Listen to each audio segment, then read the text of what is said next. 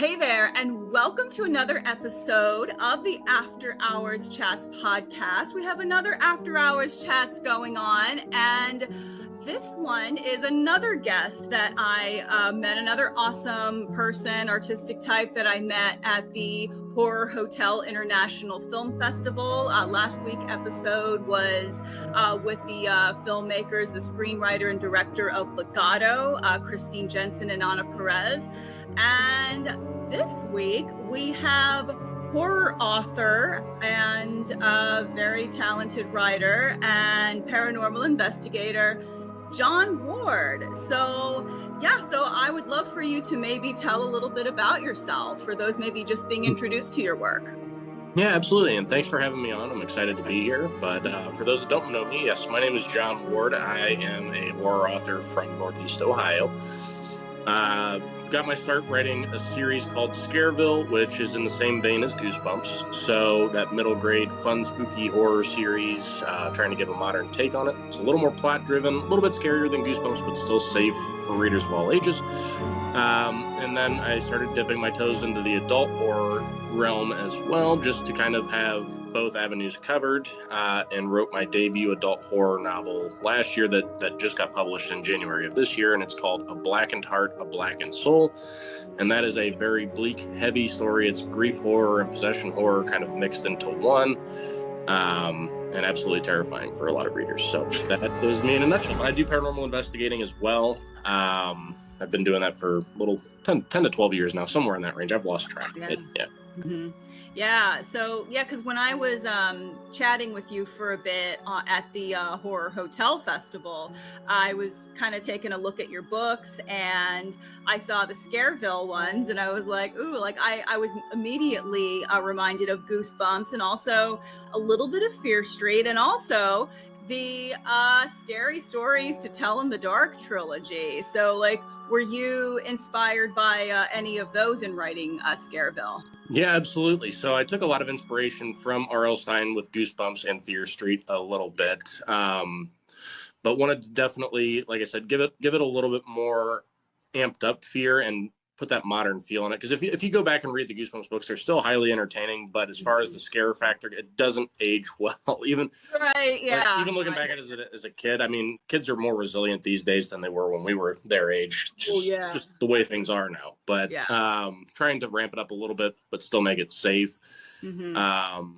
And then just making the plots a little deeper too, right? Like make there be real stakes involved and stuff like that. So yeah, very cool. And now with Blackened Heart, Blackened Soul, you said you've kind of dipped your toes into adult horror. Now, what inspired Blackened Heart, Blackened Soul? Because I have not read it yet, but I do want to get my hands on it. And it looks, you said it scares the crap out of people. So what if people, and I saw it won an award recently, won a couple awards. That's really awesome. Congratulations. Thank you. So yeah, it's definitely on my to read list. So I would love like a little, maybe of course, without giving too much away, little synopsis of it.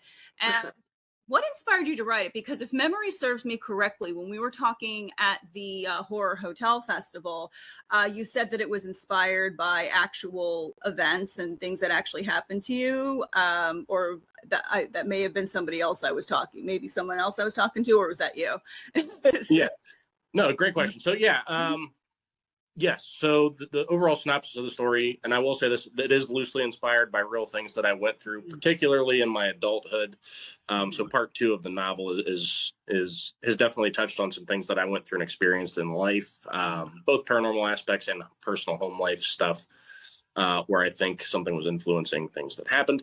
But long story short, like the log line of the book itself is evil watches, it waits. And the reason for that is early on in part 1 of the book, we learn that the main character, Johnny, lost his mother in a tragic car accident. And,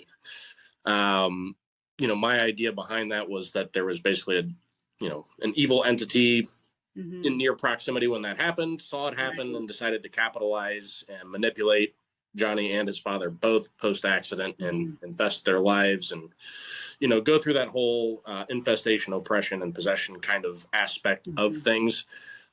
with the demon's sole intent to basically destroy Johnny's life and just basically keep him going along throughout his whole life, more or less. So part one is him as a kid. He's 8 years old.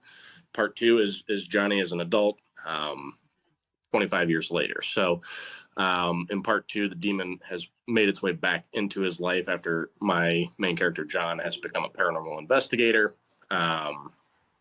So yeah, that's kind of it in a nutshell. Without giving too much away. But yes, the demon's intent was to basically break him down methodically over a long period of time and take everything that he loves, more or less. Oh, yeah. And yeah, because I'm getting back to doing my book reviews, because I go through spurts where I do book reviews and then spurts where I take a little break from them, just because sometimes with time, you don't always have time to read a bunch of books, even though you'd love to. But I'm definitely getting back to doing my book reviews. So yeah, I want to add that to my to read list, because I was looking at it at the festival and I was like, oh, wow, this sounds really, really cool. So now, what made you want to be a writer and a storyteller and tell stories, and especially spooky stories? Like, what made you go into horror writing as opposed to, say, maybe writing more of a Nicholas Sparks book or something? Right. No, that's a great question. So I've always been a huge fan of horror, even from a young age, and that love came from reading Goosebumps, because I was at that perfect age when those blew up all over the world, right? So I remember those books having a big impact on me, and then slowly easing my way into watching horror TV shows, horror movies, and stuff like that, and just became I guess I would say obsessed. I love horror, right? So. But I was always told as a kid, teenager, all that stuff, that I was a talented writer and blah, blah, blah, and all this stuff. But once you get into high school, you're never really told to pursue your passions. You're just told to go to college or get a job. So I did a little bit of both and found, I've never really been happy. I've bounced from job to job to job and just never felt fulfilled. And then a few years ago, I was out at a local park, just kind of racking my brain on, I know I want to do something in the horror industry, right? That's what was going through my head. But what can I do to get into the horror industry? And I was standing out on a little dock overlooking the water, and I just slowly turned around, and obviously subliminally I knew it was there, but I turned around and I saw this library up on the hill behind me. Oh, wow. And I kind of had that light bulb moment. I'm like, oh, well, I was always told I was a good writer. I'm going to write horror books. And then I thought back to how excited I was to read Goosebumps, and full transparency, I didn't know R.L. Stine was still writing at that time. I'm like, I'm going to bring a modern version of Goosebumps to the world. And got really excited, and the floodgates opened, and, I kind of just started game planning from there, and it just took over my mind, and just obsessed over it for a while and started doing it. So it's been not a long journey, but a fun journey. And it's a lot of work for sure. Yeah. And how many books are there in the Scareville series? There's 9 so far. 10 will be coming out sometime this fall. So yeah. Okay. And you said that it has a little bit more of a scare factor than say the Goosebumps do. So what age range would you say would you say could read it, and could maybe adults enjoy it too? Yeah, 100%. So this is what I always tell people. They're targeted towards that 8 to 13 age range, right? Yeah. But I've had readers as young as 6 buddy reading with their parents to adults in their 70s reading and enjoying them. So I just say they're for everybody now. Obviously, people that grew up reading Goosebumps, there's going to be that easy nostalgic factor that's going to take them back to when they were kids and teenagers reading those books, which makes it a really fun read for those adults as well. But like I said, I've had readers in their 70s reading and enjoying them as well. They're just fun, spooky stories where you're not going to be overwhelmed with intense dread or fear or sadness. They're just fun, spooky stories that everybody can enjoy. So. Oh, yeah, absolutely. And who might you recommend Blackened Hearts, Blackened Souls to? That one, I always give the caveat. Yeah, I give a caveat with that one. You have to go, if you're going to read it, go into it knowing that it is a very bleak, probably one of the bleakest stories you're going to read. It's very heavy, very emotional, because it's a lot of real life stuff, even though it is about possession and all that stuff. But there's a lot of real life subject matter in there, and a lot of stuff, like I said, that I went through. So I had that cathartic moment of writing those scenes out, even though I fictionalized a lot of it. But if people are open to bleak, heavy, emotional, scary reads, I would definitely say go into that. But if you're someone that doesn't enjoy horror so much and you're kind of just starting out in it, I don't know that would be one I would recommend right off. Yeah. So. Okay, cool. So, because when you said that in the first half, it's following the main character as a kid, and then in the second half, it's 25 years later as an adult. That kind of makes me think of Stephen King's It, when they start out as kids in like the first part of the book, and then second half there, at least in the movies. I know in the book it's like more like flashbacks and they're going back and forth, but Right. But in It Chapter 1 and It Chapter 2, the movies that were most recent, that's kind of like what that makes me think of. Sure. So yeah, and I think, well, although the one with Tim Curry, it was kind of like the book where it was flashbacks and then more concentrated on the second one, as adults. But that's kind of like what that made me think of. So yeah, yeah, yeah, that's fair for sure. Yeah, very cool, very cool. And now, you also have experience as a paranormal investigator, which I think is really, really cool. Has that inspired any of your works at all? Yeah, absolutely. There's, little bits and pieces of it sprinkled into a lot of my books, whether it be some nightmares that I had involving locations that I would incorporate into books or what have you. But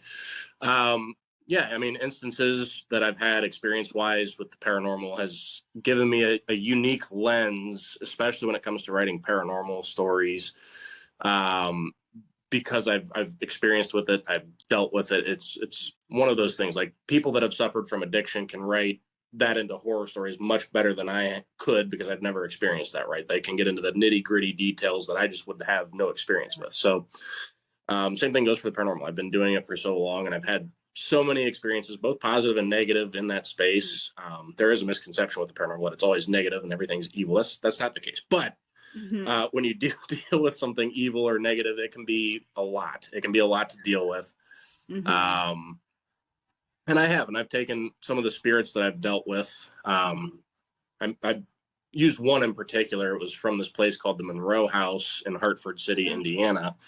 I had nicknamed that spirit Grayface, because that's how he would always appear to me. And I dealt with. Now, there's some sectors of the paranormal community that will call that a demonic house or whatever. I don't know that I would call it that, but it's definitely something malevolent that's there. But anyways, I used that Grayface spirit, and even though I didn't fully bring him in as a spirit into a Blackened Heart, a Blackened Soul, I did make it one of my demon's manifestations that it came through as a couple different times in the story. So, wow, yeah.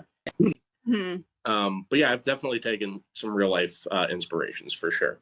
Yeah. And now, the paranormal and you being able to see entities, is that something that you've had all your life? Because I know that that's pretty common for people that have those experiences. So this will be unique, right? So I think I was sensitive to it as a kid. And then, as a kid, you're always scared of those things, right? So then your parents come in and ghosts aren't real, blah, blah, blah, blah. And they hammer it home. And I think I became so hardened to it that I stopped having those experiences for a long time. And I actually wound up becoming a skeptic as I grew up, up until I was 21. So about 15 years ago. And then I started having some experiences with a roommate that I lived with out in Akron, Ohio. And he told me when we first moved in together that, I've got this spirit that follows me around everywhere I live. His name is Bob. And as soon as he said the name Bob, I'm like, dude, you're messing with me. Like, this is crap. Yeah, Bob, I know, right? Of all names. Yeah. I did what most skeptics do, and I was provoking and calling it out and just doing all the ignorant stuff. And things got very aggressive, and things that science couldn't explain away. And that flipped me back into being a believer. And then a couple short years later, the movie The Conjuring came out, and I was like, maybe I could become an investigator. And the rest is history. But the more I started to interact with the spiritual world or what have you, and the more I opened myself up to it, which can be dangerous, but the more I opened myself up to it, the more I started to feel and see and just, I don't know how else to describe. It's very hard to describe unless you've become Yeah. in tune like that. I don't know if that makes sense or not, but Right. No, that makes perfect sense because I know a lot of the times as kids, it's, we're very sensitive to all that. And I was just on an episode of this Uncanny Earth podcast. And, I was talking about like, I've been sensitive to energy and, spirits and all that stuff my whole life. But especially when you have things like religion and all of that, and that gets hammered into you that no, that's evil, and you know what I'm talking about. mm-hmm. But you start to shut that off a little bit, but then it's not until you start to really look into it and everything. It's like, to me, it's much better to be aware of all of that. It's much better to be open. I mean, not open to the point to where you make yourself completely vulnerable to anything that could be trying to enter through, because you do need to be discerning. And of course, and I understand, because I know you said your parents were like, oh no, ghosts aren't real. And I get adults mean well. However, I also think that it's better to know what you're dealing with. And especially if you're sensitive, like I know I am, and you seem to be, especially if you're sensitive, it's much better to know how to deal with it and how to navigate it. For sure. And it is to try to shut it down, because to me, like for me, at least in my experience, shutting it down only that could only last for so long. For sure. And it gets to a point to where it's just it's who you are, and you're shutting out part of who you are. Yep. And I personally think that, like, I would rather, like I said, know how to navigate those situations and handle it. Like, what are your thoughts on that? No, yeah, I think that's accurate. 100%, I think. But I will also add this: there's not always a guarantee on anybody knowing how to handle it either. There's definitely things we can do to try to keep things at bay, but nothing is 100% certain. And I get, so I'll add this too, because this is a small part of a Blackened Heart, a Blackened Soul. So in the book, there is a doll that I named Lucy in the book, but Lucy is based on dolls, I say dolls plural, that I had purchased for my vintage room, which I'm sitting in now. You can see the Ouija boards and stuff, but it's a room filled with creepy old antiques, and I just buy like Ouija boards in the background, and and I collect a lot of creepy old antiques, and I had found this. There were a trio of little clown dolls, and I found them on eBay, and I was going to donate them to a paranormal convention raffle for someone to just take home. Yeah. And I remember looking at them, and the listing, they didn't claim them as haunted. They just said, hey, I've got these creepy old dolls. I got them from an abandoned orphanage in Australia. And in my mind, I'm like, okay, these could be haunted. That's kind of cool. And that's one of the things, like, curiosity can kill the cat sometimes. And that's very true when it comes to haunted items, because that's become very popularized because of Ed and Lorraine Warren's museum. So anyways, I buy these. They get shipped here. And I don't know. There's something dark attached to those. Very, very dark. I would venture to say that those were demonic, or whatever was attached to them anyways. But long story short, I think it put like a veil over me, and I couldn't sense anything. I couldn't feel anything. I was oblivious to all of it. Wow. And then I started getting into this string of bad luck where everything in my life was falling apart. It was just like the cog and the wheels were just going and going and going. And don't want to get too far in the weeds, but my wife and I had a lot of issues. We lost a child, unborn child, unborn. But yeah, it was a lot of difficulties and things like that. And I can't say that those were the direct reason for it, but I think they were a cog in the wheel making things happen. And anyways, I should have been smarter about this, but I freaked out the one day because my mom had been talking to me about everything that was going on, and she was like, it's probably all that creepy stuff that you keep in your house, something's haunted and blah blah blah blah. And I was like, well, no, I've had all this stuff for a long time. All this stuff just started happening in the last 6 months. And then I realized I'd brought home those clown dolls, and it was like the veil lifted, and I had this light bulb flash in my face, and I'm like, oh my God. And I ran home and grabbed the clown dolls, stuffed them in a box with a Bible, the only Bible I had in my house, and posted a picture on Facebook saying, "Hey, whoever wants these can take them." And my buddy Eddie, he's a good friend of mine in the paranormal community, he took those dolls, and then his life started to fall apart and crumble as well. Yes, and then he wound up giving those away to our friend Steve, who ran a paranormal museum. It was called Archive of the Afterlife in West Virginia. Yeah. And he kept them in what was called his dark room, like for the malevolent evil stuff. But that store has since closed. So I don't know if that's health reasons or what, but he's had issues and that store is no longer. So I say all that to say this. Sometimes things happen. You can't, sometimes you just don't recognize what it could be. Like there's no definitive answers for any of this stuff, but it's definitely scary when you're in that moment. You feel very helpless. Even if at my level of experience, I felt completely helpless to it. So. Yeah. Oh my gosh. Yeah. Well, that's the thing too, because I myself I like things like vintage, antique items, but with those things, you do have to be careful of what you bring in, because you don't know who might have owned that beforehand, what kind of energy they had attached to them, and what they might have been into. You never know. And and that's the thing too. And you also, if you're gonna bring vintage and antique things in, I know a lot of people say to cleanse them and bless them, pray over them, and whatever, and just try to get rid of any energy that might still be attached. So something else that's crazy, I forgot to add this. So I had my buddy Sean come over. He's very he's an empath, and he's very good at doing cleansings and things like that. So after I had given the dolls to Eddie, I had my buddy Sean come down and basically try to bless the house and do all that kind of stuff. And so he came in with his Florida water and oh goodness, sage, and he was trying to sage the house. So he gets down to my vintage room, and 3 separate times the flame on the sage burned out 3 different times in a row. And it was just it was very, and it was the only time it happened. It was in the vintage room. 3 every time he would come in, as soon as he came in, it would just blow right out, and he'd have to relight it. It's very trippy stuff. But what's your favorite Conjuring movie? The first one, for sure.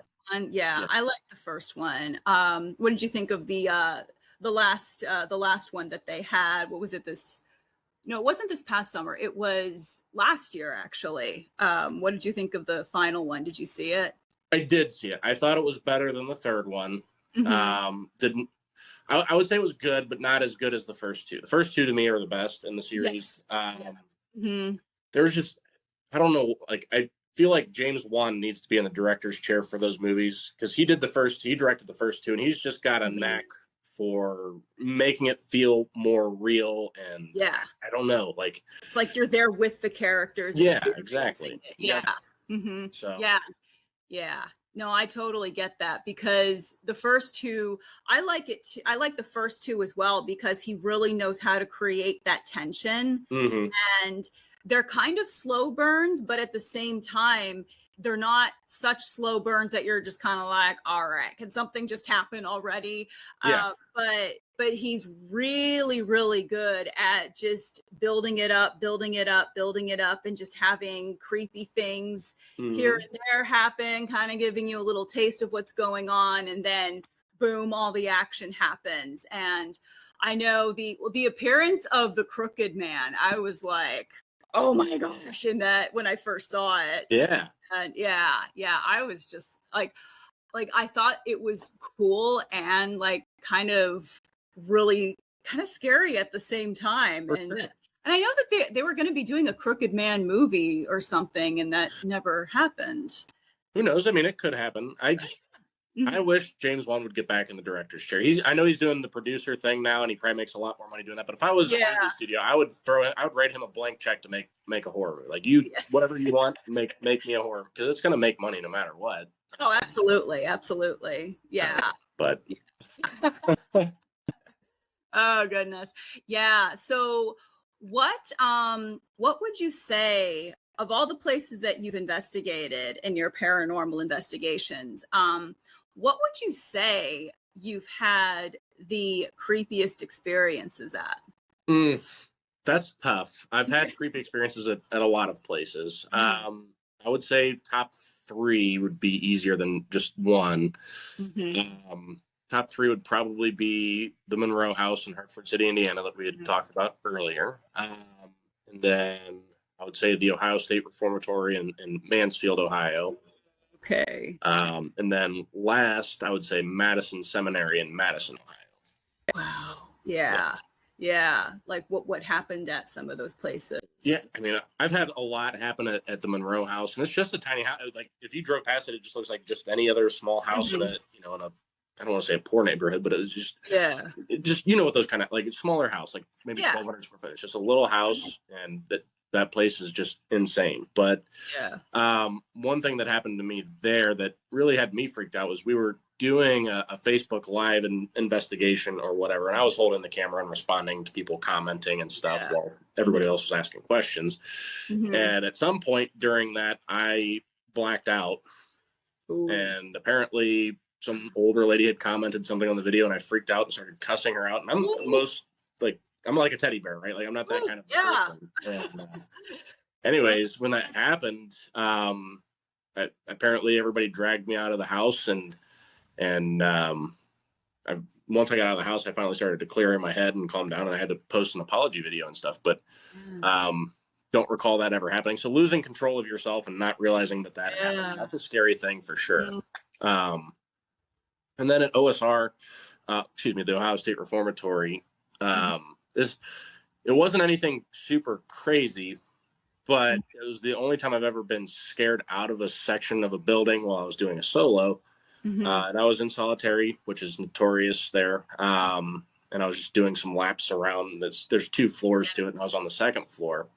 And I could feel, like, when I passed this one little doorway into the second half of it, I felt this very tall presence behind me, and so I knew something was there. And anyways, I wrap around and I'm starting to ask questions, and I stop because I feel like I'm being surrounded. And then I hear this very loud, pronounced knock on the handrail of the stairs. Oh, wow. So I'm starting to get my heart rate's going and stuff, and I start saying, like, "Oh, you did a good job." And you could hear it in my voice. There's a video of it, but you could hear it in my voice that, like, I'm a little bit scared. And if you want to come forward and tell me anything, that'd be great. And then you hear footsteps, like, shuffling across the floor, walking straight toward me, and I darted out of it. And it like, normally footsteps don't scare me, knocks don't scare me, but it was the way that it happened, the combination of it happening, and it felt like they were closing in on me. And I was standing by the staircase. I'm like, I gotta get out of here and just dart. Oh no, Oh my gosh, wow. Yeah, because I've been on some paranormal investigations. I've not had anything like that. I mean, I've had stuff happen, but I've not had anything like that happen. That was bizarre, right? Yeah. Yeah, and like, what are your theories? What's your opinion on what the paranormal actually is? Because I know some people say it's residual energy, some say they're actual human spirits, others say it's all demonic. I think it's a little bit of all of the above, depending on the situation. What are your thoughts? Yeah, no, I would agree with that. I think it's a combination of everything. And it's all theory. Like, there's no way to prove what it is. We just know it exists, right? There's no concrete way to say yes, but we know because we've had those experiences. But yeah, I think it's a combination of the three. It's residual. It can be demonic. It can be just people. And then you've got other people that delve even farther down the rabbit hole and say it's interdimensional beings. I'm not getting into that because that's way above my intelligence level. But yeah, I've had guests on here that talk about interdimensional beings, and it's like mind blown, it's much easier for me to just say they're ghosts. So that's what I go with. But yeah, it's a lot of fun. I enjoy doing it. It can be scary at times, but in a lot of cases, they're just friendly and want someone to talk to. And one of my theories with the paranormal, I know a lot of people like to sit and wait for things to happen. When I investigate, and people that I investigate with, I'm very much an up and moving around, and try to bring high energy on my investigations because, and I'll say it like this, because if you're at a party or you're hanging out with people, you're going to be, as a person, more inclined to go talk to someone that's up and moving around and upbeat versus someone that's just sitting back and right. You know what I'm saying? So I try to bring that to the paranormal as well. That's just a theory. That doesn't mean it's accurate, but I feel like if it is humans we're dealing with, they're going to be more inclined to come talk to me because I'm upbeat and bouncing around and having a good time and bringing the high energy. So that's something else too. Oh, hey, no, that's cool. And because I know a lot of people, it's something that a lot of people want to start doing and get involved in. And I've talked to Whispering Souls, paranormal investigators. I've had them on the show and asked them for their, what advice they would have for somebody looking to get into paranormal investigation. So I'm asking you that now. What advice would you have for somebody getting into paranormal investigation? Yeah, just do it. I mean, you don't have to have all the latest and greatest equipment to get into it. So when I started, and you don't have to do private events either. Like you can do public ghost hunts. So a lot of these locations, they'll offer public ghost hunts for, general people that haven't gotten really into it yet. Maybe they aren't part of teams yet or anything. And you can just go there, and a lot of times they'll have equipment that you can rent or just free to use equipment while you're there. But I know when I started, me and a few friends, we were doing the public ghost hunts at the Ohio State Reformatory, and that's kind of where we got our start. And all we had was a flashlight and a digital recorder. That's how we got our start. We just wanted EVPs, and we wanted to walk around and get EVPs. That's how we started. And then over the years, I started to collect more and more equipment, slowly adding to that arsenal, and started doing the private investigations, the documentary filmmaking, that kind of stuff. But yeah, I mean, the easiest way is just look at the notoriously haunted places in your state, see if they offer public ghost hunts, and then slowly build up. You don't have to buy a bunch of stuff right off the bat. Right. What is your equipment piece of choice as far as ghost hunting goes? So it's tough. I used to love all the gizmos and gadgets. Now I'm more enamored with the spiritual side of things more so. So I'm not great at using them. I love dowsing rods. I love anything divination tools. I love dowsing rods. What I can't think of what it's called. The the pendulum. I've used a Ouija board once. That was an intense experience. But yeah, I like using my body. I like feeling my body. But if I had to pick actual equipment, digital recorder is still one of my favorites. And then the REM pod. I love the REM pod. Because it detects sudden drops in temperature. It detects, the electricity and the way it's sweeping and stuff. Like I like those too. So, yeah. What are your thoughts on some of like the apps like GhostTube and the app where I can't think of the name of it, but it's supposed to record the voices and sounds of any entities that are there. What are your thoughts on that? Or do you I can't speak too much on them because I never used them. I know when I was really heavy into the paranormal, I chose not to use them because I didn't believe in them. Right. But that being said, I can't disprove them because I've never used them. But yeah, I would say that if I was to, go on an investigation tomorrow, I probably wouldn't use the apps, but I would never tell anybody that they couldn't either. Right. So. Yeah, I mean, people have to find what works for them. Now, I know some people are skeptical of GhostTube. They say it's more of like, okay, a party game. We're all a bunch of friends getting together. Let's see what the GhostTube has to say. A lot of people don't really, I guess, take that as seriously as, say, the more practical ways of doing things. And I know some people use cat balls as a way of, so those things are a death trap, though. Yeah, you got to watch where you're walking when if you're going to use those, because you don't want to go flying. So, yeah. So, do you have any more writing in the works, and are any of your paranormal experiences inspiring any of it, or? So for my future books, I don't have anything planned for paranormal stuff right now. I will eventually bounce back into the paranormal world for stories. But I do have my 10th book for Scareville coming out sometime this fall. And then my second adult horror novel, which is kind of like an isolation survival folk horror story set in Mount Rainier National Park. Nice. That'll be coming out in January. So, cool. Yeah. Like what kind of folklore do you like? Is it more? Yeah. So I kind of gave it a broad generalization.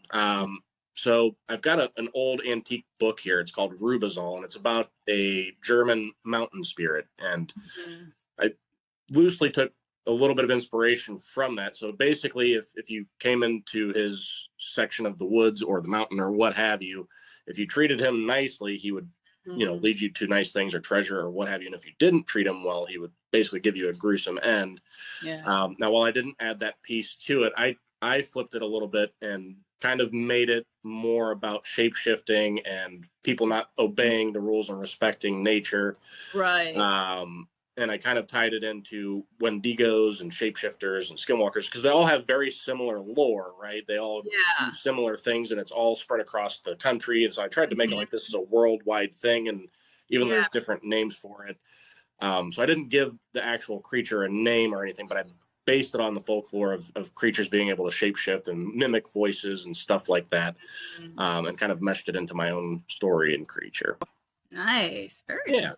That's so awesome. I love it. And are you planning, when can we expect those to be out? So the 10th Scareville book will be sometime this fall. It's with the publisher being edited now. And then my second adult horror novel, which is called An Unforgiving Nature, that will be out in January. It's also in the process of being edited. So just Halloween and then the dead of winter. I love it. Very cool. I love it. Yeah. And I know I mentioned that Scareville kind of gave me Scary Stories to Tell in the Dark vibes, the Scary Stories Trilogy, which I know a lot of people say traumatized like millennials everywhere when they were but did you read those at all while you were growing up? Yeah, I definitely read those for sure. Yeah. Which story really got you? Oh God, I'd have to go back and actually look through it. I know that's a loaded question right there. Yeah, I'd have to go back and look. I'm not sure because I'd be honest with you, I probably read that 25 years ago and haven't picked it up since. You know what I'm saying? So yeah, I have the books actually. Yeah, I found them on eBay. I was like, yay! And then I also got the it's like the hardback that encompasses all three of them. So I found on eBay the 3 original copies because for a while they weren't selling those. Like they had somebody completely come in and take out Stephen Gammell's artwork and replace it with, I think, the guy that did Lemony Snicket. And not that he's not talented, it's just you can't compare to Stephen Gammell. I'm sorry. It's kind of similar with the Goosebumps books. Like Tim Jacobus did all the original covers back in the 90s, and now if you look at the Goosebumps covers of today, I mean, I'm sure they're fine or fun, but they're not as good as the originals from the 90s. And I'm not one of those gatekeepers that says all the older stuff is better, but in this case, those Goosebumps covers from the 90s they're way better than what they're making today, for sure. Yeah. Oh yeah, absolutely. There's just something about those covers and even the original Fear Street covers. And in Stephen Gammell's drawings in the Scary Stories trilogy that just, even if the stories themselves aren't necessarily scary, the artwork sometimes is what makes it like, oh my gosh, this is freaky, and I don't want to turn out my lights, and I'm afraid to get up and go get a drink of water, middle of the night or something. So but when you're not doing paranormal and writing, what do you like to do in your free time? Honestly, I don't even know what free time is half the time. I legitimately, between events and trying to take care of the house, working my day job, and then writing and reading, it's just like I don't have much free time anymore, honestly. And part of it is I have lofty goals. Like I want to be a full-time writer one day. So I'm really grinding and pushing to try to make that happen. So I don't take very many breaks to go do stuff. And then events take up pretty much all the PTO I get. So I don't really get vacations, but I do love to travel. I'm a big foodie. So stuff like that. And then watching horror movies is another big part of my life too. So have you ever done any film work or anything like that? Or not movies? No. I have filmed a couple of paranormal documentaries. I don't even know if those are available to watch anymore. But I've toyed around the idea with doing like a short film with one of my buddies. His name is also John. He does screenplays and writes out what are those? I'm having a brain fart. What are they called? Scripts. The scripts, yeah. So he's got experience with that, and we've talked about doing like a short horror film, and Mhm. I wanted to do just a feature length, full length thing, not like a high quality thing, but like do found footage style, because you can make those for relatively cheap. And he's like, honestly, dude, like the cost isn't the issue with the found footage. It's the time and the resources and stuff. Like, you're better off making a short horror film and taking it to indie film festivals and seeing if someone will give you funding to make it a feature length film. I'm like, okay. Yeah. But we've never pursued it yet. So Yeah. Well, hey, maybe at the Horror Hotel Festival or the Indie Gathering or one of those, if you do any other, which I'm sure you do, other like film conventions that, they might look at one of your Scareville books or yep. Blackened Hearts and be like, hey, that might be a cool movie. Of all the books you've written, though, like, what do you think? Is there one that you would like to really see adapted to screen? That's a loaded question. So I'll say this. I think the one that, obviously, Blackened Heart or Blackened Soul, I think would make a really solid feature film, and I've had a lot of reviews saying that. Mm-hmm. But the Scareville series is actually, I have people in Hollywood actively pitching that. They've signed a contract for exclusive pitching rights right now. So we'll see what happens. I know Hollywood's a long stretch. I know how fickle they can be with things, but they've had a couple pitch sessions. They've got a strong pitch deck, so we'll see what happens. Yeah, because I know sometimes with Hollywood, it seems like, okay, they're all in, and then the next second it's like, oh no, now it's shelved, and it's kind of like you have to pick your poison, because if you're going the indie route, especially if you're overseeing it, it's more likely to get done, and to get done the way you would like to see it get done. For sure. Whereas with Hollywood, yeah, you might have the larger budget, but they might take your book and turn it into something completely different. Because I know I've read about people that have gotten Hollywood deals on their book, like with their books or manuscripts or what have you. But then when they go to actually watch the film, they're like, this isn't my work. They're still getting credit, they're still getting paid, but it's not their vision. So it's kind of like, do you find that happy medium there? It's hard saying. Right now, with where I'm at as a writer, I would love for them to make it as close to my work as possible, but I know it's not always realistic. But if it was something that got made and it brought more eyeballs onto my work and led to more sales, like, I'm okay with that for right now, because I do have, like I said, those lofty goals of being a full-time writer. But it's not super common for books to be made close to the movie, or the movie's being made close to the books, excuse me. I would say one of the most prevalent cases of one actually being close to the book was The Exorcist by William Peter Blatty. Like, if you watch that movie, it's almost identical to the book, because William Peter Blatty, who wrote the novel, also wrote the script for the movie. So that was very, very well done. So if you ever read The Exorcist, you're gonna be like, oh my God, I can picture this just like the movie, because you got to see the movie. So like, it's really good. Yeah. Well, because I know, because I love Stanley Kubrick's The Shining, but I also love the book The Shining. But I know that there was a big debacle for the longest time with Stephen King and Stanley Kubrick's version of The Shining, because it wasn't, I mean, there were some elements of the book there, but it really wasn't the book, you know. So, and I know that there's theories as to why that was, but, and I know Stanley Kubrick, he obviously had just this very abstract view of art and way of going about things, and he obviously had his own systems, and I mean, he's like brilliant, but I can also understand it from, as a creative myself, I can also understand it from Stephen King's perspective too. And I know years later, he then made like a made for TV movie series that was a lot closer to the book. And people often pit those two against each other. And I'm just kind of like, number one, you can't really compare anything to Stanley Kubrick, because Stanley, I mean, the guy's a legend. And number two, that movie was kind of like, they're both kind of their own things. They're just called The Shining.